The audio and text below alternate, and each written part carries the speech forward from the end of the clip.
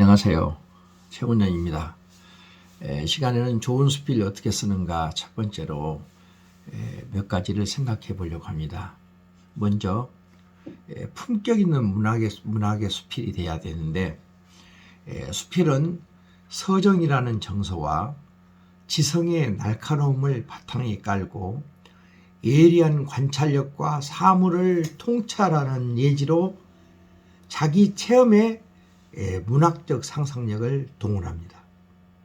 물론 자기 고백적이라는 점에서 자서전처럼 보일 수도 있습니다. 그러나 작가의 사색과 관조와 상상, 여기서 상상은 문학적 창조성을 말합니다. 이 상상이 들어있는 수필은 어느 문학도 따르지 못하는 품격 높은 문학인 것입니다. 작가의 체험이 주로 소재가 되는 게 수필이지만 그 체험이 바로 문학이 되는 것은 아닙니다. 수필은 정밀한 언어의 선택과 치밀한 구성이 이루어내는 향기로운 결정체인 것입니다. 수필에서의 문학적 상상력을 얘기하는데 문학은 창작입니다. 아니 창작이어야 합니다. 창작은 상상에서 비롯됩니다. 시는 서정적 상상미학입니다. 소설은 허구적 상상력의 산물입니다. 수필은 관조적 상상력의 소산이라 할 수 있습니다. 그런데 수필의 글감이라 하되 또 한결할 수 있는 그 체험을 어떻게 상상으로 연결시킬 수 있는가, 이게 또 하나의 관건입니다.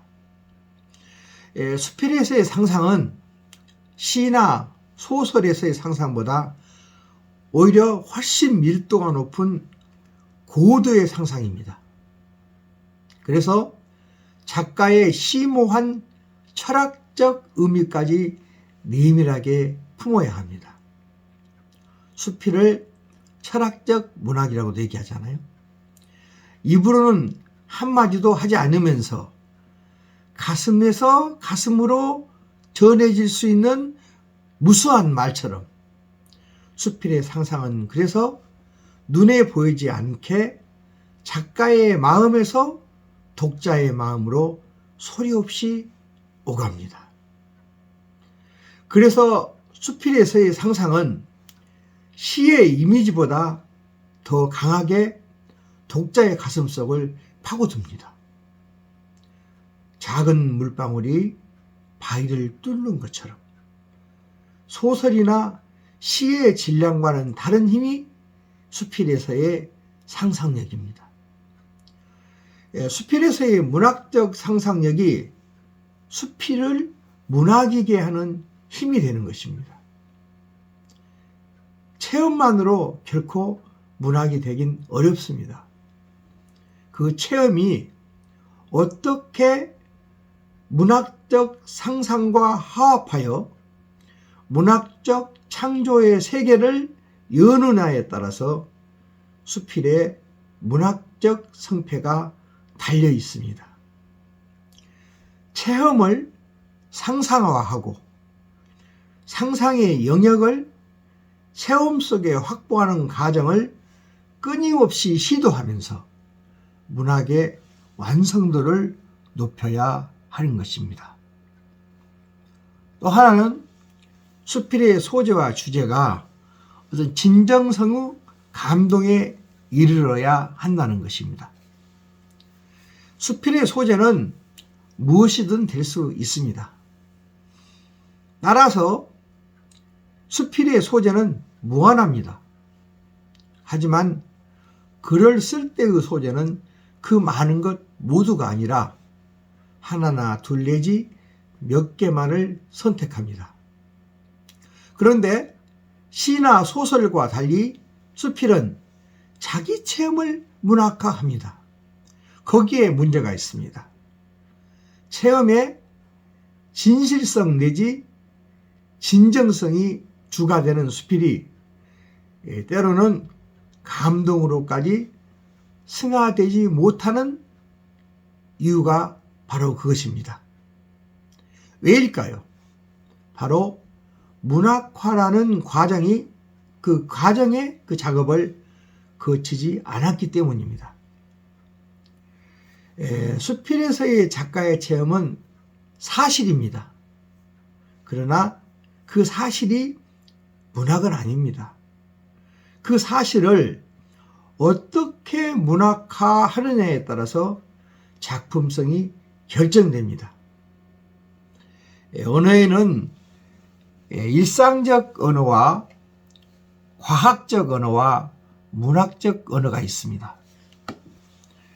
그 중에 수필은 일상적 언어를 문학적 언어로 변화시켜서 인간의 체험을 함축적으로 표현하되 다양한 의미를 담아 독자에게 전달하는 문학입니다.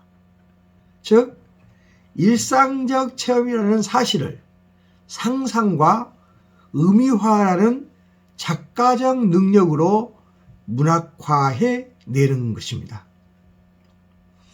그런데 이 문학화의 과정이 쉽지가 않습니다.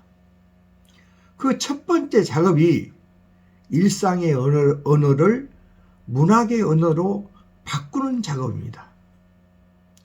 물론 모든 일상의 언어는 문학의 언어가 될 수도 있습니다. 그러나 일상 언어인 말과 글은 다릅니다. 문장이란 규칙적인 표현법을 거치기 때문입니다. 단어는 제각각 지닌 자신만의 의미를 품고자 하는 독재성이 있습니다. 그러나 그 단어가 문학어로 사용될 때는 단어 그 자체가 갖는 의미와 그 의미를 품는 더 넓은 함축적 의미의 효용성을 찾게 됩니다. 많은 수필들이 발표되는 걸 봅니다. 그런데 일상 언어를 글자로만 옮겨놓은 경우가 많습니다. 사실을 그대로 기록해 놓은 경우도 봅니다. 진정성의 감동은 사실을 정확히 전한다고 되는 게 아니라 어떻게 전하는가가 더 중요합니다. 수필은 작가가 독자와 직접 대면하여 자신의 체험적 이야기를 통해 감동과 공감을 끌어내는 문학입니다. 다시 말해서 사실 차원의 체험을 함축적으로 전달하면서 공감 내지 감동을 통해 의미를 찾게 한다는 겁니다. 그래서 체험이라는 삶이 그대로 보여지는 게 아니라 삶의 여적으로 묻어나게 하는 것입니다. 따라서 수필 속의 존재는 작가 삶의 의미와 향기를 지니도록 의도되어야 합니다. 따라서 수필의 소재가 문학이 되게 하려면 최소한의 조건을 갖춰야 합니다. 그것은 사실 차원의 체험을 함축적으로 전달하면서 의미를 찾는 작업입니다. 소재의 의미를 부여하는 것이 아니라 그 소재에서 의미를 찾아내야 합니다. 수필은 독자와의 공감대를 형성하되 또 독자의 자리를 만들어줄 수 있어야 합니다. 내 생각, 내 주장을 피력하는 것으로 독자를 설득하려 하면 공감을 할 수 있어도 감동을 하지는 않습니다. 감동이 없으면 문학 작품으로서의 생명력을 보장받지 못합니다. 내가 가보았다면 수많은 사람들도 가본 곳일 수 있습니다. 내가 본 것은 그들도 보았을 수 있고 그들이 보았던 것이면 나도 본 것일 수 있습니다. 그러나 보는 것은 같아도 느끼는 것은 달라야 합니다. 아니, 보이는 것만을 볼 것이 아니라 보이는 것을 통해 보이지 않는 것을 볼 수 있어야 합니다. 그래야 그가 내게만 들려주는 그의 이야기를 들을 수 있고 그가 나에게만 보여주는 것을 볼 수가 있기 때문입니다. 그 예가 기행수필인데 기행수필은 바로 나와 그만의 교감으로 얻어진 것들의 소산입니다. 역사적 사실 또는 전설, 그냥 보이는 모습은 나보다 먼저 써먹은 사람들이 많다고 보아야 합니다. 그래서 기행의 글에서도 주제를 명확히 해 주어야만 안정감 있는 한편 글이 될 수가 있습니다.